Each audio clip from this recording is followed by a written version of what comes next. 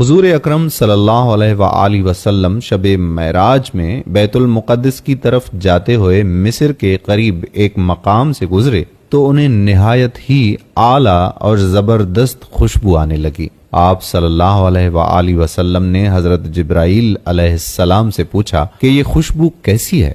جواب ملا کہ فرعون کی بیٹی کی باندی مشاطہ اور اس کی اولاد کی قبر سے آ رہی ہے۔ پھر حضرت جبرائیل علیہ السلام نے اس کا قصہ بیان کیا کہ مشاطہ فرعون کی بیٹی کی خادمہ تھی اور وہ خفیہ طور پر اسلام لا چکی تھی۔ ایک دن فرعون کی لڑکی کو کنگھی کرتے ہوئے اس کے ہاتھ سے اتفاقاً کنگھی گر پڑی۔ وہ اٹھانے لگی تو اس کی زبان سے بے ساختہ بسم اللہ نکل گیا۔ اس پر شہزادی نے کہا کہ تو نے آج عجیب کلمہ بولا، رب تو میرے باپ فرعون ہی ہے، تو پھر تم نے یہ کس کا نام لیا ہے؟ اس نے جواب دیا کہ فرعون رب نہیں بلکہ رب وہ اللہ جل جلالہ ہے جو مجھے اور تجھے اور خود فرعون کو روزی دیتا ہے۔ شہزادی نے کہا اچھا تو میرے باپ کے سوا کسی اور کو اپنا رب مانتی ہے؟ اس نے جواب دیا کہ ہاں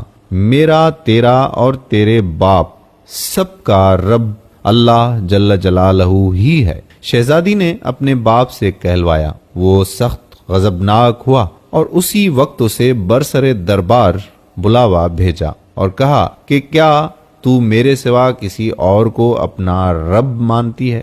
اس نے کہا کہ میرا اور تیرا رب اللہ جل جلالہ ہی ہے جو بلندیوں اور بزرگی والا ہے۔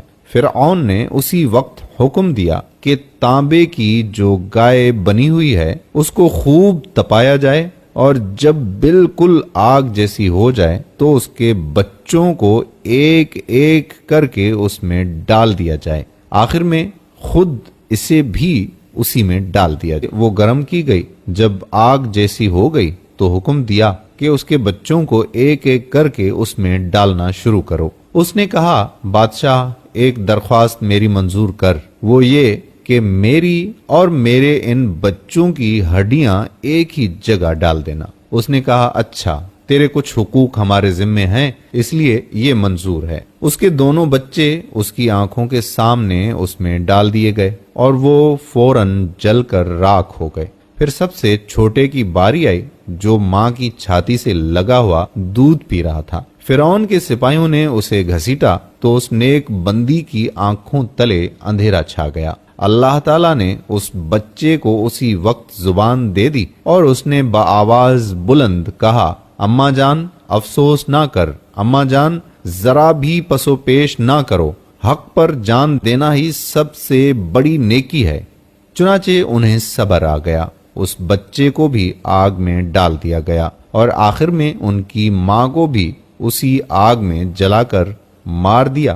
یہ خوشبو کی مہک اسی کے جنتی محل سے آ رہی ہے۔ آپ صلی اللہ علیہ وآلہ وسلم نے اس واقعے کے ساتھ ہی بیان فرمایا کہ 4 چھوٹے بچوں نے گہوارے میں ہی بات چیت کی، ایک تو یہی بچہ اور ایک وہ بچہ جس نے حضرت یوسف علیہ السلام کی پاک دامنی کی شہادت دی تھی، اور ایک وہ بچہ جس نے حضرت جریج ولی اللہ کی پاک دامنی کی شہادت دی تھی، اور ایک حضرت عیسیٰ بن مریم علیہ السلام تھے۔